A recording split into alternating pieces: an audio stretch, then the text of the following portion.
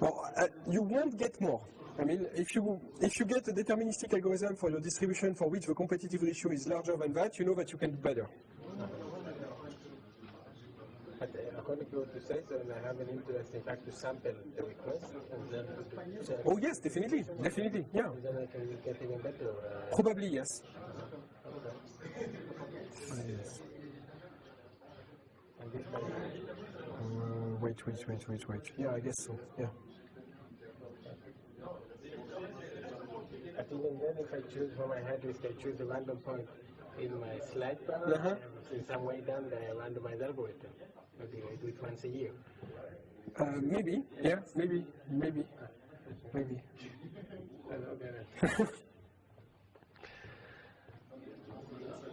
Yep. Oui. En fait, d'abord, on a eu une distribution des dés. Voilà. Puis, on a dit que, ce que j'ai écrit ici, to show that this is the best possible randomized algorithm, we should find bad distribution for the best Deterministic one, yes. Oh, no, it's well, it's a bad distribution. For the best. And yeah, for the best deterministic. Yeah. But the best deterministic is for this distribution. Mm-hmm. Okay, so you should fix the distribution and then look for the best deterministic algorithm for this distribution. Mm-hmm. That's twisted. C'est compliqué. Enfin, c'est tordu, quoi. Et, dans quel sens c'est facile ici? C'est ce sens-là. Ce sens-là, c'est facile. Et c'est le sens qui nous intéresse.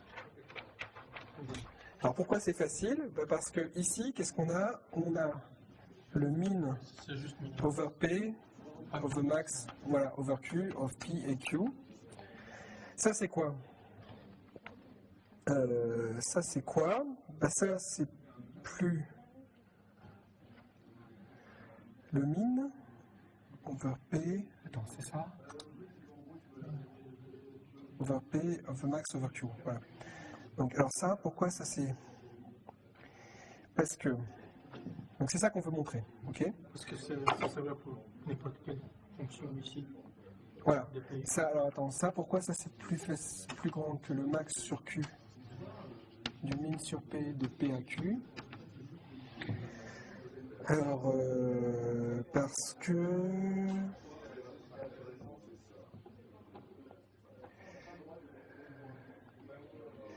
Parce que tu pars de P à Q.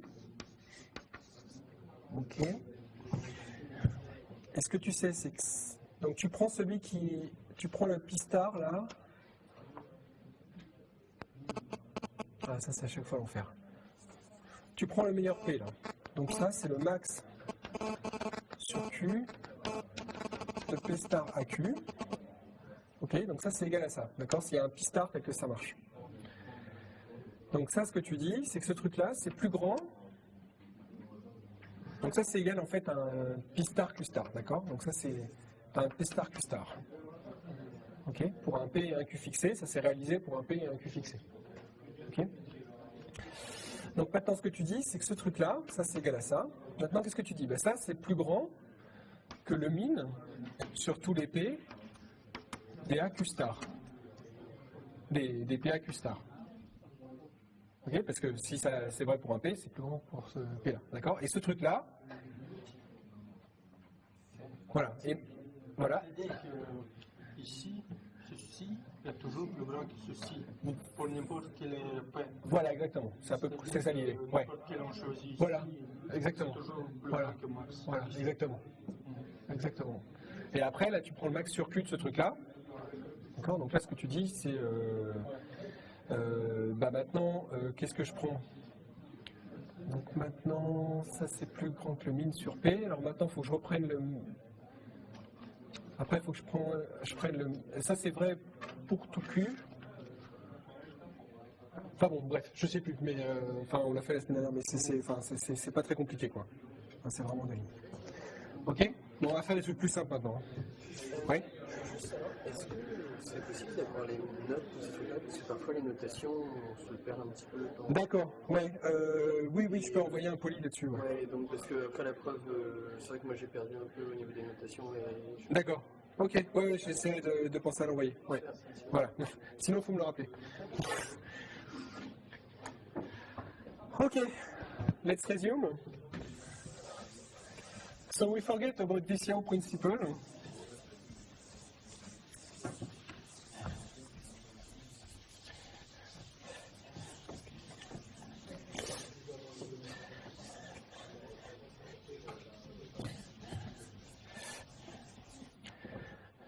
And we will do much easier things, or at least less, with less calculations.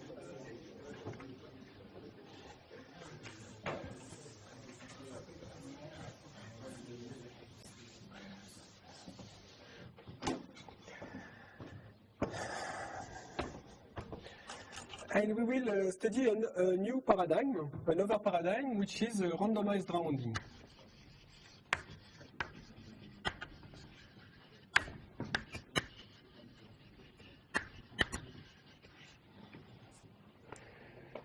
We just study randomized rounding, okay, which is a classic strategy of randomization, okay.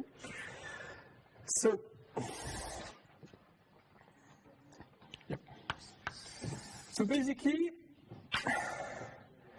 when we have an optimization problem,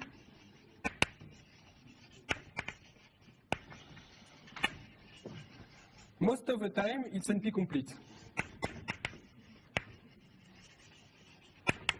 Okay, we want to minimize something or maximize something, and it's NP complete.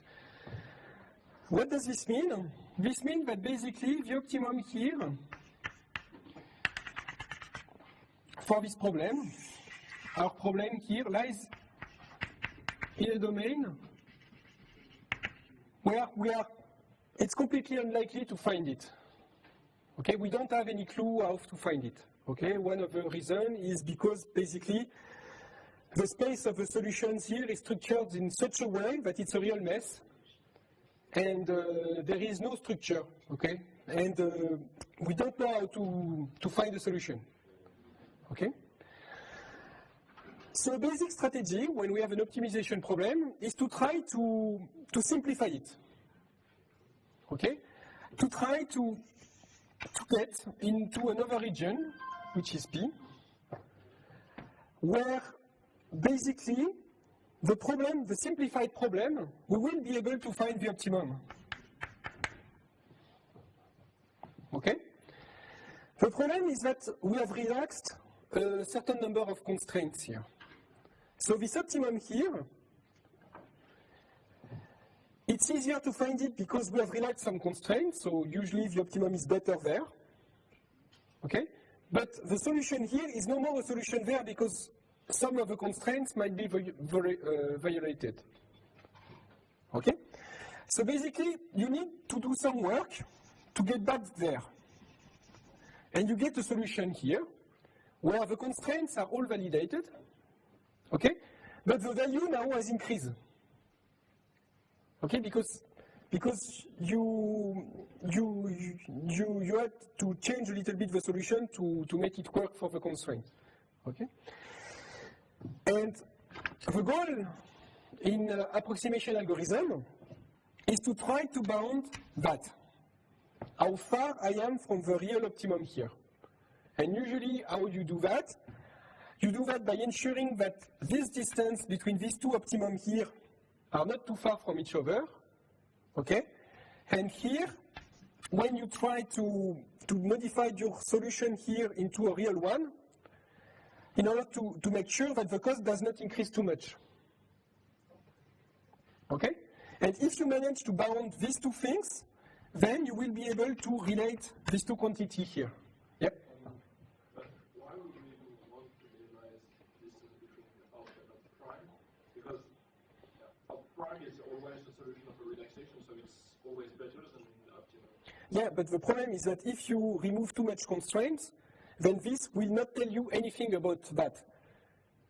Okay? If you relax, We try to make it smaller so that we do have a good boundary on the other distance. so what you say is that the only thing we care is that. Okay? But the problem is accessing to that is usually impossible because we don't know this value because it's NP complete. The only clue that we have about this value is that. Okay? And the fact is that we have to think about which constraint to relax so that this distance does not go too far. Because if it goes too far, it's very unlikely that we will be able to relate that and that. Okay? Usually the situation is not a triangle. What you... You mean the distance of the value or the distance of the actual point? Well, it's just a drawing, okay? It's just a drawing. So if you want something rigorous, the situation is the following. You look at the cost, okay? The optimum cost is here. All the feasible solutions of your problem are above the cost, are larger. What you do is that we relax the problem, so we have less constraint, so the optimum can only be better. Okay? And now we just go from this optimum solution to one solution here. And basically what we want to bound is this distance. And this distance is upper bounded by this distance. Yes. So that's why we want opt to be close to opt prime. If we don't, then we are screwed. There is no way we can analyze it. Okay? That's what my question was basically. You want up to be close to a prime because otherwise it won't work, but it's not a condition for the proof. No, it doesn't. Yeah, it's for the analysis. You won't be able to analyze your algorithm. Okay? It may be good, but you won't. That's the classic strategy. Again, it's not the way it always works. Okay? It's a classic strategy to do it. Okay? So, yep. To be sure, relaxing constraint does not mean that opt prime will be under opt, because like relaxing a constraint could be, at first I told you I don't know on which processor I want the job to be, and now I tell you I want this job to be on this processor. No, relaxing means that I will remove some constraint. So basically the search space will be wider. The constraint could be this job is allowed to be on any of the two processors. Yes? So you relax it and tell this job. No, this is not a relaxation. This is adding a constraint, forcing a job to be somewhere. And in this constraint, we'll put the job which was Yeah. first NP complete into. Maybe, yeah, maybe, but I think it won't help because if you increase the cost, then you won't be able to bound. Okay. Really, the spirit here is to have opt prime below opt, so that when if you can bound this guy in with opt prime, you get a bound with opt. Okay, that's the spirit of it. But again, it's not always what we do. Okay, it's one strategy. Okay. So this is what we want to do. Okay, to do some optimization constraint and just try to relax the problem in order to make it work. Okay. So the problem that we want to study is maxsat.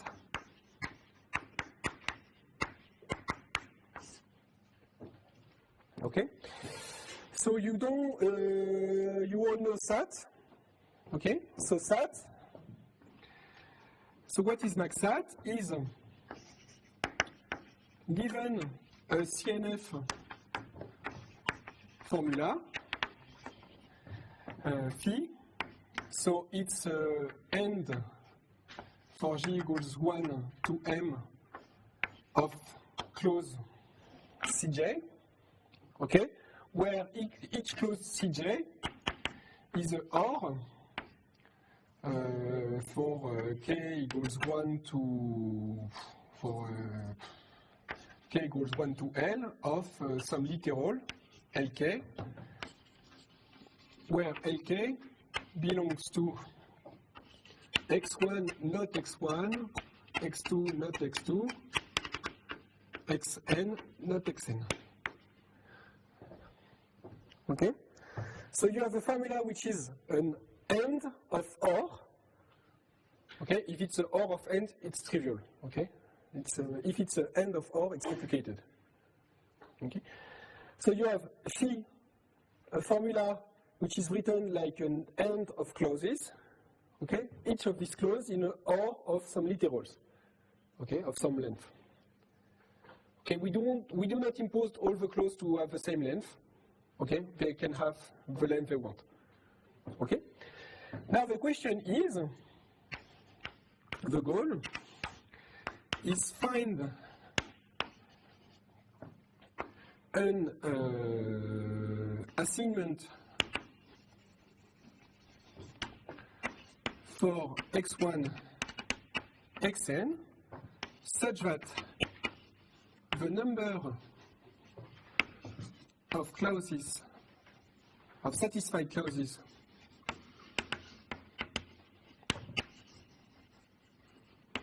in phi is maximum.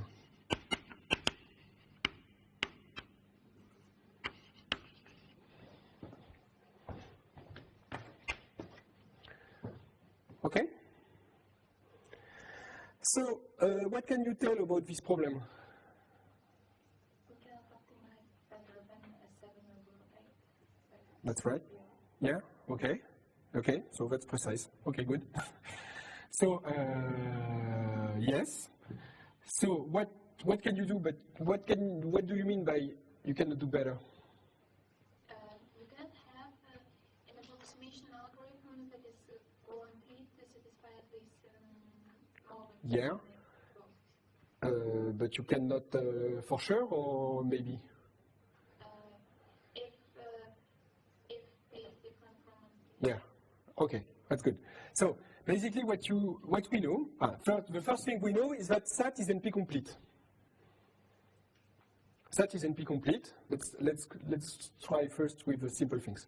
Okay. So SAT is NP complete. So basically, SAT NP complete.